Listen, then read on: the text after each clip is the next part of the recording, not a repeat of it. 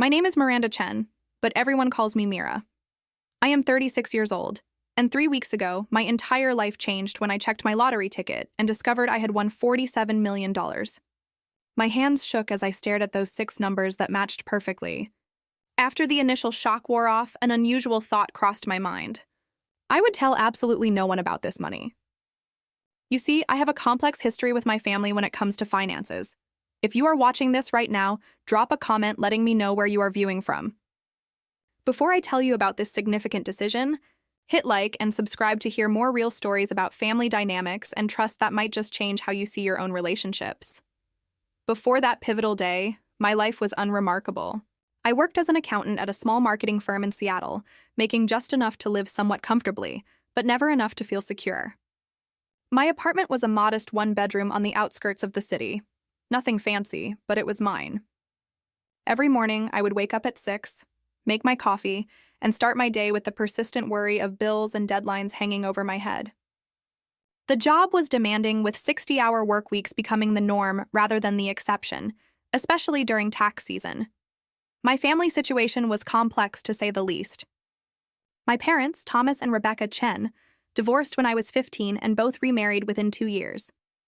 My father, Thomas, a high school mathematics teacher, married Angela, a real estate agent with expensive taste and an even more expensive lifestyle.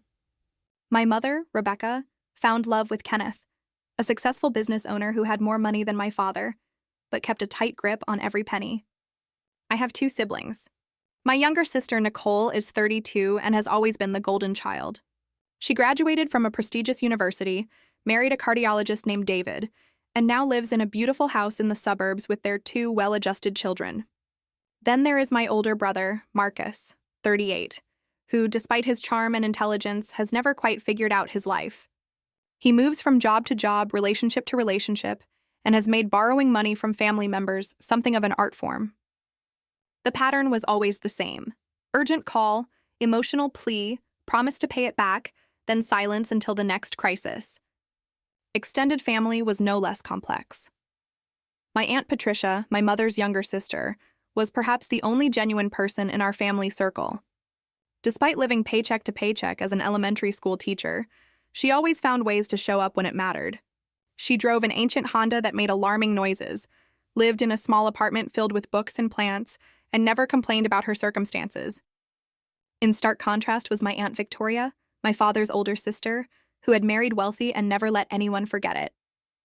She spent holidays critiquing everyone's life choices and making indirect comments about my career, apartment, and perpetually single status. My cousin Eric, her son, had inherited her sense of entitlement, but none of her financial success, and had a gambling problem that the family pretended not to notice. My history with financial assistance in the family had left me jaded.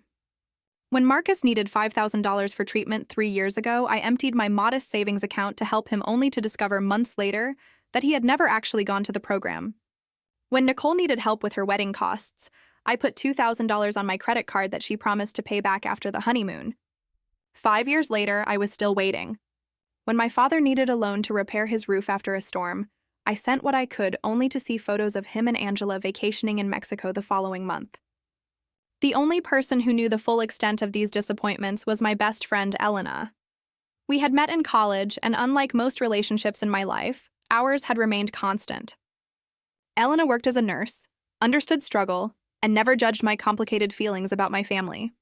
She was the voice of reason when I felt myself becoming bitter, reminding me that not everyone was out to take advantage of me. At work, things were not much better. My boss, Richard, had a habit of taking credit for my ideas during meetings with clients. My colleague, Stephen, consistently left early, leaving me to pick up his slack, yet somehow always managed to get the recognition I deserved.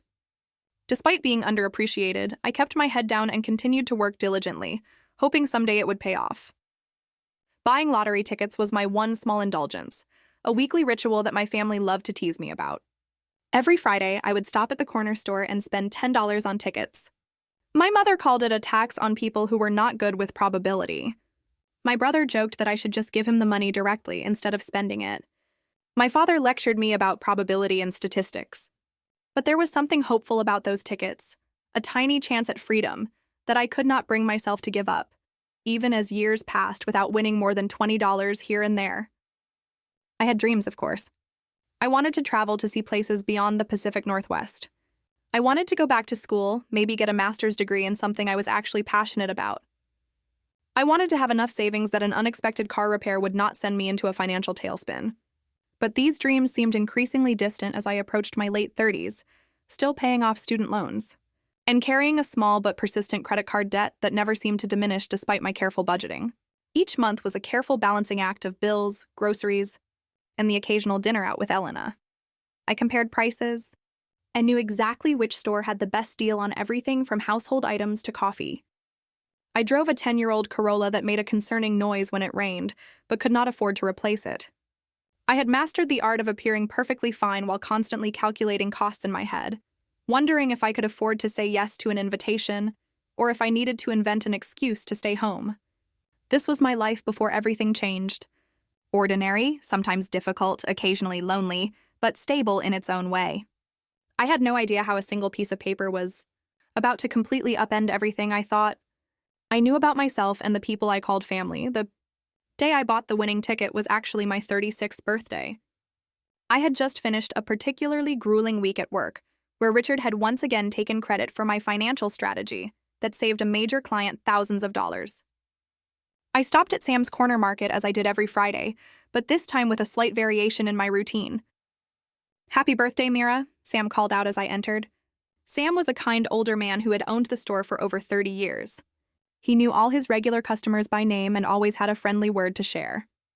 "Thanks, Sam. The usual please and maybe one extra for good luck," I replied, handing him $20 instead of my typical 10. "Birthday splurge, huh? Maybe today is your lucky day," he said with a smile as he handed me my tickets. Instead of my usual quick pick, I decided on a whim to choose my own numbers. I selected my birth month and day, 4 and 18. My mother's birthday, 14. My father's birthday, 23. Patricia's birthday, 7. And Elena's birthday, 29.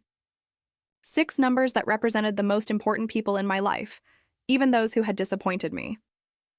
That evening, I ordered takeout from my favorite Thai restaurant, opened a bottle of wine Elena had given me as a birthday gift, and settled in for a quiet night alone. The lottery drawing was at 8 in the evening, but I barely paid attention as I scrolled through social media, seeing posts from acquaintances enjoying far more exciting birthday celebrations than mine.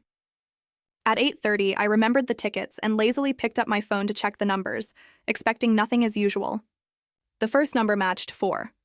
I smiled slightly. The second matched 18. My heart rate picked up just a bit. Third number, 14. Fourth, 23. By now, my palms were sweating. Fifth number, 7. I was holding my breath. Sixth and final number, 29.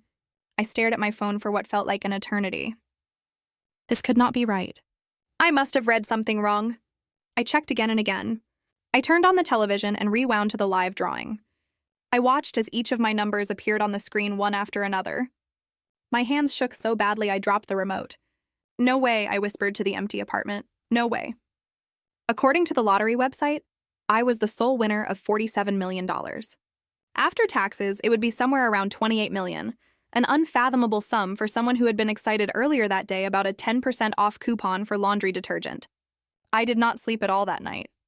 Instead, I spent hours researching lottery winners online. What I found was disturbing. Stories of winners whose lives fell apart after their windfall. Families torn apart by greed. Friends and distant relatives appearing out of nowhere with difficult stories and outstretched hands. Winners who were bankrupt within 5 years, more miserable than before they had won. One article called the lottery the quickest path to losing everything you care about. As the sun rose, I made my decision. I would claim the money, but I would tell no one. Not my parents, not my siblings, not even Elena, at least not right away. I needed time to process this, to make a plan, to understand what this money would mean for my life before everyone else tried to tell me what to do with it. That morning, I called in sick to work for the first time in 3 years and made an appointment with James Richardson, an attorney specializing in financial planning and estate law. His office was in a downtown high-rise, and as I sat in the waiting room in my ordinary clothes, clutching my purse with the winning ticket inside, I felt like an imposter. "Miss Chen," James greeted me, extending his hand. He was in his 50s with salt and pepper hair and kind eyes behind expensive glasses. "What can I help you with today?" I took a deep breath and placed the ticket on his desk. I need to know how to claim this without anyone finding out it was me. His eyes widened briefly as he examined the ticket. Then he nodded professionally. I see. Well, you have come to the right place. Over the next 2 hours, James explained my options. In our state, lottery winners could claim prizes through trusts or legal entities that would keep their identities private. He outlined the process of setting up a blind trust, how taxes would work, and the importance of assembling a team of financial advisors to help manage such a large sum. The biggest mistake winners make, he told me, is telling too many people too quickly. Once that happens, there is no going back. I nodded, relieved that my instinct had been correct. I want to do this right. I do not want this money to ruin my life. As I left James's office with a folder full of documents and a list of next steps, I felt a strange mix of excitement and dread. I had more money than I had ever dreamed of. Yet I could not share this life-changing news with anyone. I would be living a double life, pretending to be the same struggling accountant while secretly being a multimillionaire. Over the next 2 weeks, I worked with James to establish the trust, claim the winnings, and set up investment accounts. We created a comprehensive financial plan that would ensure I would never have to worry about money again, even if I lived to be 100. The money was real now, sitting in accounts under my control. Yet my day-to-day life remained unchanged. I still went to work, still discussed bills with coworkers, still drove my old Corolla. The secrecy was starting to weigh on me. I found myself wondering about my family. Would they be happy for me if they knew? Would they respect my boundaries? Or would they see me as nothing more than a source of money? The questions haunted me, and gradually an idea began to form. What if there was a way to find out how my family would react to my newfound wealth without actually revealing it? What if I could test their character before deciding who to share my secret with? The plan crystallized one night as I lay awake staring at the ceiling. I would create a scenario where I needed financial help. Not a huge amount, but enough to be significant. I would approach each family member with the same story, the same request, and see who would help me without the prospect of gaining anything in return. Only then would I know who deserved to be part of my new life. The next day, I met with James again to ensure my finances were properly secured before proceeding with my plan. We had established a diverse investment portfolio, set up trusts for future charitable giving, and created a modest personal account that would allow me to access funds without raising suspicion. The bulk of the money was safely invested, untouchable by anyone but me. Everything is in order, Miranda, James assured me, sliding a folder across his polished desk. Your financial future is secure. You could stop working tomorrow if you wanted to. The thought was tempting, but I knew an abrupt lifestyle change would raise questions I was not ready to answer. I think I will stay at my job for now, I replied. At least until I figure some things out. That evening, I invited Elena over for dinner. As we sat on my small balcony with glasses of wine, I decided to share part of my plan with her. I could not keep everything bottled up, and I trusted her more than anyone. I am thinking about conducting a sort of experiment with my family, I began carefully. Elena raised an eyebrow. What kind of experiment? I took a deep breath. I am going to tell them I lost my job and need financial help, just to see who actually cares enough to help me when I need it. Elena's expression shifted from curiosity to concern. Mira, that seems manipulative. Why would you do that? Because I am tired of being the only one who helps when others need it, I said, not quite meeting her eyes. I want to know who would be there for me if the tables were turned. But lying to test people, that does not sound like you. Elena set down her wine glass. Why not just ask them how they feel about you? Have an honest conversation. I laughed without humor, right? Because my family is so great at honest conversations. You know how they are, Elena. You have seen how they treat me. Still, this feels wrong. What are you trying to prove? I'm not trying to prove anything, I insisted, though that was not entirely true. I just want to know who actually cares about me versus who sees me as a resource. Elena shook her head. I think you are going to hurt yourself more than anyone else with this, but I know that look in your eye. You have already made up your mind. She was right. I had spent that day crafting my story, making sure it was believable, but not so dramatic that it would raise suspicion. I would tell everyone that the marketing firm I worked for had suddenly shut down after losing its biggest clients. I would say I needed $5,000 to cover rent and medical expenses until I found a new position. It was a significant amount, but not outrageous and certainly not beyond the means of most of my family members. I made a list of everyone I would approach. My mother, Rebecca, and stepfather, Kenneth. My father, Thomas, and stepmother, Angela. My sister, Nicole, and her husband, David. my brother Marcus, my Aunt Patricia, my Aunt Victoria, and my cousin Eric. 10 people, all of whom had turned to me for help at some point, all of whom I had supported either financially or emotionally when they needed it. The next day, I practiced my story with Elena, who reluctantly agreed to help despite her misgivings. "You need to sound genuinely distressed but not desperate," she advised, "and have specific details ready about the company closing. They might ask questions." I nodded, taking notes. "I will say the owner had been embezzling funds and the company is under investigation. That would explain why it happened so suddenly and why I might not get my final paycheck."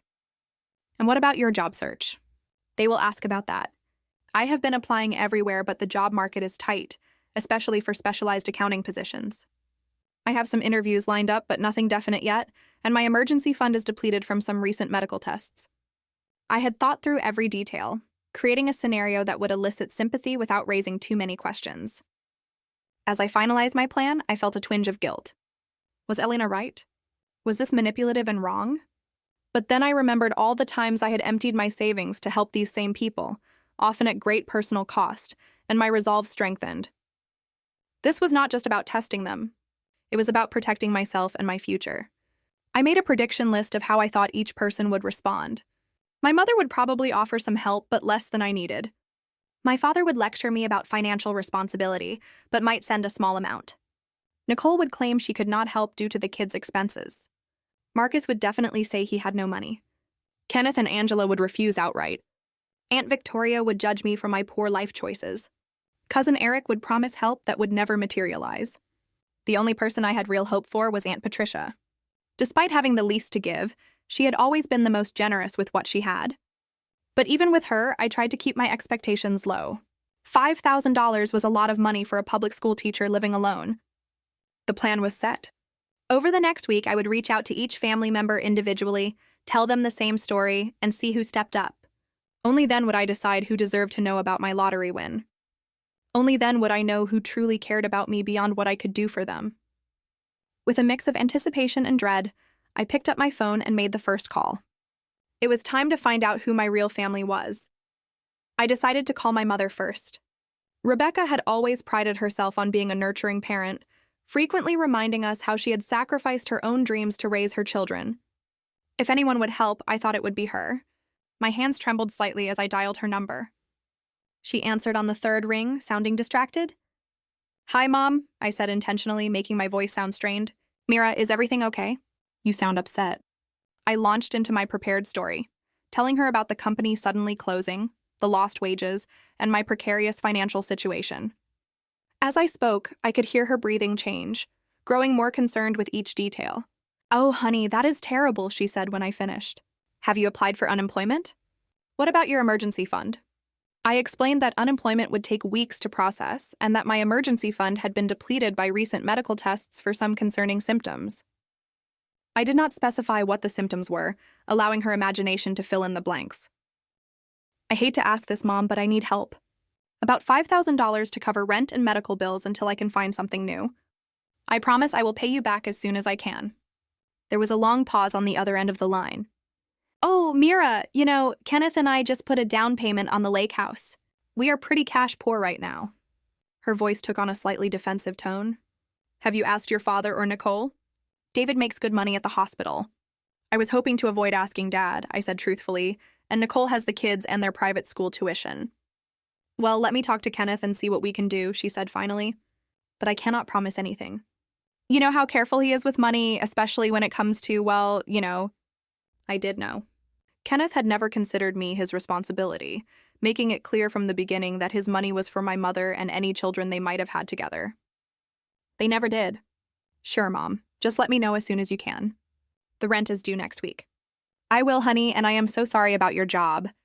These things always work out for the best, though. Maybe this is a sign you should look at changing careers to something more stable." After hanging up, I noted her response in a journal I had started for this purpose. She had expressed concern, but immediately looked for ways to pass the responsibility to someone else. She had not outright refused, but I suspected her conversation with Kenneth would conveniently result in them being unable to help. The next day, I met my father, Thomas, for coffee. I chose a public place, thinking he might be less likely to react negatively in such a setting. "You look tired," was his greeting as I sat down across from him. I gave him a weak smile and launched into my story. His face remained impassive as I spoke, occasionally nodding or frowning at certain details. When I finished by asking for help with the $5,000, he leaned back in his chair and crossed his arms. "Miranda, I have always taught you about financial responsibility," he began, slipping into his teacher voice. "This is exactly why I told you to keep 6 months of expenses saved at all times." "What happened to that plan?" "Life happened, Dad," I replied, trying to keep the frustration out of my voice. "Medical bills, car repairs. Not everyone can afford to set aside that much money." He sighed heavily. "And now you expect others to bail you out. What about your spending habits? Do you really need that apartment in that neighborhood? What about your cable subscription and those streaming services?" For the next 20 minutes, he lectured me about financial planning, the job market, and the importance of living below one's means. Not once did he offer any actual help. "I would love to help you, Mira, but Angela and I are focusing on our retirement right now. We cannot afford to dip into those funds. It would be financially unwise." He patted my hand in a condescending manner. "This will be a good learning experience for you. Sometimes we need to hit rock bottom before we make necessary changes." I nodded, fighting back tears that were only partly for show. Even expecting this response, it hurt to hear him dismiss my needs so easily. My sister Nicole was next. I drove to her beautiful suburban home on a Saturday afternoon. Her husband David was golfing, giving us privacy to talk. "Mira, what a surprise," she exclaimed when she opened the door. "The kids are at their swimming lessons. Come in." Her house was immaculate with expensive furniture and framed professional family photos on every wall. As we sat in her gourmet kitchen sipping lattes from her commercial-grade espresso machine, I told her about my situation. "Oh my goodness, that is awful," she gasped, reaching across the granite island to squeeze my hand. "I cannot believe they would just close like that. Poor you." Her sympathy seemed genuine, and for a moment I felt hopeful. Then I mentioned needing to borrow $5,000. "Oh," she said, her expression shifting slightly. "Well, this is actually not a great time. We just bought the new Audi last month, and the kids' tuition was due. Plus, we are redoing the master bathroom." She glanced around nervously. "David handles most of our finances, and he is really strict about our budget." "I understand," I said quietly. "I would not ask if I was not desperate." I know," she said quickly. "Let me talk to David and see what we can do. Maybe we can help with a smaller amount. Or maybe you could move in with us temporarily. The guest room is being used for storage right now, but we could clear it out." I thanked her for the offer, but explained that moving would be difficult with my job search centered in the city. She promised to call me after speaking with David, but the way she avoided eye contact told me all I needed to know. My brother Marcus was perhaps the most disappointing. After sending him a detailed text about my situation, he responded with a brief message. "That is rough, sis. Really tight right now myself. We'll call you later." He never did. My follow-up messages went unanswered. And when I tried calling him directly, the calls went straight to voicemail. This from the same brother who had borrowed thousands from me over the years, always with earnest promises of repayment that never materialized. My stepmother Angela was blunt when I called her, not bothering with even a pretense of sympathy. "Miranda, I am sure this is difficult, but Kenneth and I are not in a position to help. Perhaps this is an opportunity for you to learn better financial management skills. Have you considered downsizing your apartment or getting a roommate?" When I pointed out that I had helped them with repairs to their vacation cabin last year, she bristled. "That was different. That was a family property that you also enjoy using." The fact that I had only been invited to the cabin once in 5 years apparently did not matter. My stepfather Kenneth was even worse. "You are not my daughter," he said plainly when I called. "I have supported your mother for years, but your financial problems are your own. Perhaps you should have chosen a more lucrative career path." My cousin Eric initially seemed sympathetic, promising to definitely help out. He even suggested meeting for lunch to give me a check. But when the day came, he texted an hour before saying something had come up and he would reschedule. He never did and eventually stopped responding to my messages altogether. Aunt Victoria's response was perhaps the least surprising but still painful. "Well, Miranda, I always said that company of yours seemed unstable. I told your father you should have taken that job at the bank after college, but no one listens to me." She then proceeded to tell me about all the financial troubles other family members had experienced and how they had overcome them without asking for help. By that evening, I had heard from Nicole that Aunt Victoria was telling everyone about my financial difficulties. After a week of rejections, half-promises, and outright silence, I was emotionally exhausted. The experiment had confirmed my worst fears about my family, but the reality was still painful to accept. 7 people who had repeatedly asked for and received my help over the years could not or would not return the favor when I needed them. Then my phone rang. It was Aunt Patricia. "Mira, honey, I just heard from your mother about the job. Are you okay?" Her voice was warm with genuine concern. I had not actually reached out to Patricia yet, planning to call her the next day. The fact that she had called me first after hearing about my situation secondhand spoke volumes. "I am hanging in there," I said, the emotion in my voice now entirely real. "Listen, I want to help. Can we meet for lunch tomorrow?" My treat, of course. The next day, we met at a small diner near her apartment. Patricia looked exactly as she always did. Her silver-streaked hair pulled back in a simple ponytail, wearing jeans and a cardigan with mismatched buttons. She hugged me tightly before we sat down. "I am so sorry about your job, sweetheart. That company never deserved you anyway." As we ate, she asked thoughtful questions about my job search and offered to reach out to some former colleagues who had connections in the business world. Then, after our plates had been cleared, she reached into her purse and pulled out an envelope. "I want you to take this," she said, sliding it across the table. "It is $3,000. I know it is not the full amount you need, but it should help with the rent at least." I stared at the envelope in shock. "Patricia, I cannot take this. This is too much. Nonsense. Family helps family. And I want you to know something else." She reached across the table and took my hand. "If you need a place to stay to save on rent, my sofa pulls out into a bed. It is not fancy, but you are welcome to stay as long as you need to." Tears filled my eyes, and this time they were completely genuine. "Thank you," I whispered, overwhelmed by her generosity. "Now, do not you worry about paying this back right away," she continued. "Get back on your feet first. Find a job you actually like this time. Life is too short to work somewhere that does not appreciate you." As we left the diner, Patricia hugged me again. "You are going to be okay, Mira. You are smart and capable. This is just a bump in the road." Driving home, I clutched the envelope containing $3,000, more money than I knew Patricia could comfortably spare. The contrast between her response and the rest of my family's could not have been more stark. The only person who had offered genuine help was the one with the least to give. After meeting with Patricia, I did some research that left me stunned. $3,000 represented nearly all of her savings, and I discovered that she had been quietly dealing with complications from type 2 diabetes. Her medication costs had recently increased, and she had been picking up extra tutoring work to make ends meet. The knowledge hit me like a physical blow. Patricia, who had so little, had given me almost everything she had without hesitation or conditions. Meanwhile, my mother, who had recently spent $8,000 on a bathroom renovation, could not spare $5,000 to help her daughter with rent and medical bills. The next day, I invited Patricia to my apartment for dinner. As she settled onto my worn couch, I noticed for the first time how tired she looked, the fine lines around her eyes deeper than I remembered. "Patricia, I need to tell you something," I began, setting a cup of tea in front of her. "I have not been completely honest with you." Her expression remained open, curious rather than concerned. "What is it, honey?" "I did not lose my job. The company is fine. I still have my position." The words tumbled out quickly. I made up the story to see who in the family would help me if I needed it. Patricia was quiet for a moment, then nodded slowly. "I see. Are you angry with me?" I asked suddenly, afraid of losing the one genuine relationship I had discovered through this experiment. She considered the question. "No, not angry."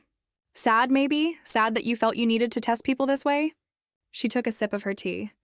"But I understand why you did it. Our family has not always been kind to you. You were the only one who offered to help," I told her. "Everyone else had excuses or just ignored me entirely." Patricia sighed. "People show you who they are when giving becomes inconvenient. I learned that lesson the hard way myself." "What do you mean?" She set down her cup and folded her hands in her lap. "My ex-husband, Robert. Did I ever tell you why we really divorced?" I shook my head. The family story had always been vague. Something about growing apart. I came into a small inheritance when my grandmother died. About $50,000, not a fortune, but significant for us at the time. Robert immediately had all these plans for the money, mainly investing in his friend's business ventures. She smiled ruefully. "I wanted to save it for our future, maybe buy a small house eventually." We fought about it for months. "What happened?" One day, I discovered he had forged my signature and withdrawn most of the money. By the time I found out it was gone, invested in a restaurant that failed within a year. She shook her head at the memory. When I confronted him, do you know what he said? That it was our money, not just mine, and he had as much right to it as I did. As if my name on the inheritance meant nothing. I was shocked. I had no idea. The family preferred the growing apart story. Less complicated. She reached for my hand. The point is, I learned that some people see you as a resource rather than a person, and it is a painful lesson. I am so sorry that happened to you, I said, squeezing her hand. It was a long time ago, but it taught me something important about money and relationships.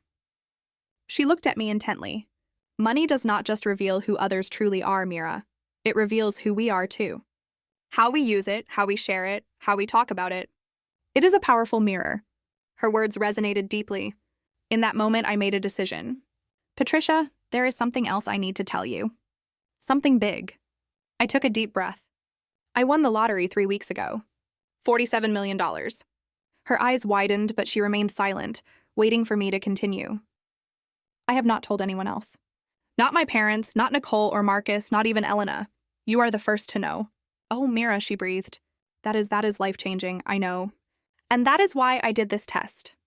I needed to know who would be there for me without knowing about the money. Patricia nodded slowly. I understand that. But what will you do now? That is what I am trying to figure out. The money is secure, and I have good financial advisors. But I do not know how to handle the family. Patricia considered this. You know you do not owe anyone anything, Mira, not even me. But I want to help you, I insisted. Your medical expenses, a better apartment, whatever you need. She smiled gently. I do not need anything from you, sweetheart. I am happy with my life. My apartment is small, but it is full of things I love. My car runs most of the time. I have my students and my books, and now this wonderful secret with my favorite niece. She patted my hand. Just knowing you are secure and happy would be enough for me. Her selflessness brought tears to my eyes. Here was someone who had given me almost everything she had when she thought I needed it, and now was asking for nothing in return when she knew I had millions. As we continued talking into the night, the contrast between Patricia and the rest of my family became even more stark. While I had been conducting my experiment, word had spread through the family about my supposed financial troubles. Instead of prompting concern, it had mainly generated gossip and judgment. My phone buzzed with a text from my mother. Heard you ask Nicole for money, too. You should have told me you were asking everyone. Feels like you are playing us against each other. Another came from my father. Angela tells me you have been calling everyone for help. This is exactly the kind of behavior I warned you about. The family had turned my request for help into evidence of my character flaws rather than an opportunity to show compassion. And in doing so, they had revealed everything I needed to know about the true nature of our relationships. The morning after my conversation with Patricia, I met with James to discuss my long-term financial plans. Now that I had clarity about my family relationships, I could make decisions about my future with open eyes. I want to set up a trust for my Aunt Patricia, I told him. Something that will cover her medical expenses and provide her with a comfortable retirement, but in a way that feels like a gift rather than charity. She is very proud. James nodded, making notes. We can structure it as a family trust that provides a monthly stipend. She would not have to manage a large sum all at once, which can be overwhelming for someone not used to wealth. Perfect. And I want to buy her a small house near wherever I decide to live. Nothing extravagant, just comfortable and accessible for someone with health issues. We spent the next hour discussing investment strategies, charitable foundations, and my own living situation. I had decided to give notice at my accounting job and focus on establishing a nonprofit organization aimed at helping elderly people living alone, inspired by Patricia's situation and the many others like hers. What about the rest of your family? James asked cautiously. Do you plan to tell them about the winnings? I shook my head. Not right now. Maybe not ever. But I do want to arrange a family meeting to clear the air about my financial troubles. Later that day, I called Elena and finally told her the truth about everything, the lottery win and the family experiment. After her initial shock, she understood why I had kept it secret. So what now? She asked. Are you going to become one of those eccentric millionaires who still uses coupons and drives an old car? I laughed.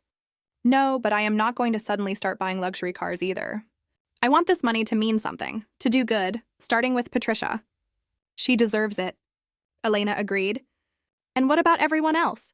The ones who failed your test? I am still figuring that out. I have called a family meeting for this weekend. I told them I have an important announcement. When Sunday arrived, I was surprised to see everyone show up at my apartment. My mother and Kenneth, my father and Angela, Nicole and David, even Marcus, who had been ignoring my calls for weeks. Aunt Victoria arrived with a disapproving frown already in place. Aunt Patricia came last, giving me a secret smile as she entered. As everyone settled into my small living room, looking around with varying degrees of curiosity and judgment, I stood before them feeling strangely calm. Thank you all for coming, I began. I know there have been rumors going around about my financial situation, and I wanted to address them directly. My mother shifted uncomfortably. Marcus suddenly became very interested in his phone. Nicole and David exchanged glances. The truth is, I am fine. I have found a new job with better pay and benefits. This was technically true as I had just appointed myself executive director of my new foundation with a modest salary. I will be transitioning to that position next month. Well, that is wonderful news, my mother said with obvious relief. We have all been so worried. I noticed several faces relax around the room. They had come expecting either to be asked for money again, or perhaps to stage some sort of intervention about my financial habits. Instead, they were getting good news that required nothing from them. So why all the drama about needing money? My father asked, his tone accusatory. Why ask everyone for help if you had a job lined up? I met his gaze steadily. The job came through recently, and when I was in trouble, I reached out to my family. That is what family is supposed to be for, right? An uncomfortable silence fell over the room. Well, we all have our own financial commitments, Angela said defensively. It is not always possible to help even when we want to. Of course, I agreed. We all have to make choices about our priorities. I turned to Marcus. Speaking of which, Marcus, I noticed you never responded to my messages when I needed help. Yet you had no problem asking me for $3,000 last Christmas for your rent. He had the grace to look embarrassed. I was going through some stuff, and I did not have any money to give you. You did not even call me back, I pointed out. That would have been free. The meeting continued in this vein with me calmly but firmly addressing the hypocrisy and absence of support I had experienced. No one admitted any wrongdoing. There were excuses, justifications, and even some attempts to turn the blame back on me for making everyone feel guilty. As they filed out after an uncomfortable hour, I felt a strange sense of closure. I had not told them about the lottery win, but I had stood up for myself in a way I never had before. The money had given me something perhaps more valuable than wealth itself, the courage to see my relationships clearly and to set boundaries accordingly. Patricia stayed behind after everyone left, helping me clean up the coffee cups and plates. You did well, she said quietly. That could not have been easy. It was actually easier than I expected, I replied. For the first time, I was not afraid of disappointing them because I realized their opinion of me was never based on who I really am. Patricia smiled. That is a powerful realization. So what happens next? Next, I said, we start looking at houses for both of us. 1 year later, my life was unrecognizable from the day I had first discovered those matching lottery numbers. I had moved into a beautiful but modest home in a quiet neighborhood with a garden that brought me joy each morning. Just 3 blocks away was Patricia's new house, a single-story craftsman with wide doorways to accommodate her walker on the days her diabetes made walking difficult. My nonprofit organization, Second Family, had grown beyond my expectations. We provided companionship, home repairs, and financial assistance to elderly people living alone with a special focus on those estranged from their families. The work was rewarding in a way my accounting career had never been, and we had already helped over 200 seniors in our city. Elena had eventually joined the organization as our outreach coordinator, bringing her nursing expertise and compassionate nature to our mission. She and I still had our weekly wine nights, though now they took place on my comfortable patio rather than in my cramped apartment. My relationship with my family had shifted into something more distant, but also more honest. I maintained occasional contact with most of them, polite birthday calls and holiday gatherings, but the pretense of closeness had fallen away. Without the expectation of emotional intimacy that had never actually existed, our interactions became less painful. None of them knew about my lottery winnings. As far as they were concerned, I had simply found success with my new career in nonprofit management. They seemed to accept this explanation without much curiosity about the details, which told me everything I needed to know about their interest in my life. There had been moments of temptation to reveal the truth, particularly when Marcus called asking for money for a new business venture, or when Nicole complained about the cost of her kitchen renovation. But each time I remembered the silence when I had needed help, and the choice became clear. Interestingly, there had been occasions when family members genuinely needed assistance. When my father had a minor heart attack and faced unexpected medical bills, I anonymously paid them through the hospital's patient assistance fund. When my cousin Eric finally entered treatment for his gambling addiction, I made an anonymous donation to cover his program. They never knew the source of these gifts, and I preferred it that way. Patricia and I had dinner together at least twice a week. Her health had improved dramatically with proper medical care and less financial stress. She had retired from teaching but volunteered at a literacy program 3 days a week, still sharing her love of books with children who needed it. "You know what still amazes me?" she said one evening as we sat on her porch watching the sunset. "How differently everything could have turned out if you had announced your lottery win right away." I nodded, considering this alternate reality. The family would have suddenly become very attentive and loving, I imagine. "And you would never have known what was real," Patricia added. "That knowledge, painful as it was, gave you freedom." She was right. The experiment had been painful but illuminating. It had shown me who deserved a place in my life and who did not. It had revealed the true nature of relationships I had spent years trying to strengthen despite their fundamental imbalance. The greatest lesson I had learned was not about others but about myself. Before the lottery, I had defined my worth by what I could give to others, constantly trying to earn love through sacrifice and generosity. I had allowed myself to be used because I believed that was what family meant, what love required. Now I understood that real love, the kind Patricia had shown me, did not keep a balance sheet. It gave freely without expectation of return, but it also respected boundaries and dignity. It was honest and consistent, present in good times and bad. I had initially kept my winning secret out of fear, worried that money would corrupt my relationships. What I had not anticipated was how the secret would clarify them instead, stripping away pretense and revealing truth. The money had not changed who anyone was. It had simply illuminated who they had been all along. My life now was rich in ways that had nothing to do with my bank account. I had purpose through my foundation, genuine connection with Patricia and Elena, and a hard-won understanding of my own worth that no external validation could shake. Perhaps most importantly, I had peace. The constant anxiety about finances that had been my lifelong companion was gone, but so too was the desperate need for approval from people incapable of giving it. I had built a life aligned with my values rather than my insecurities. Patricia reached over and patted my hand, bringing me back to the present moment. "You did good, kiddo. Not just with the money, but with what you learned." I smiled at her, overwhelmed with gratitude for this woman who had shown me what family truly meant. I had a good teacher. As the sun dipped below the horizon, painting the sky in shades of pink and gold, I thought about the journey that had brought me here. From the shock of those matching numbers, to the pain of rejection, to the joy of creating something meaningful with my unexpected fortune. The money had changed my life, yes, but not in the ways I had initially feared or hoped. It had simply given me the freedom to see clearly and choose wisely. The most valuable thing I had gained had nothing to do with millions in the bank. It was the understanding that the people who deserve a place in your life are not those who are there when you have everything to give, but those who stay when you have nothing to offer but yourself. Have you ever had to evaluate someone's loyalty in your life? What did you learn from that experience? Share your stories in the comments below. If this story resonated with you, please hit like and subscribe to hear more real-life lessons that might change your perspective. Remember to share this video with someone who might need to hear that their worth is not determined by what they can give to others. Thank you for listening, and may you find the clarity to recognize the true relationships in your own life.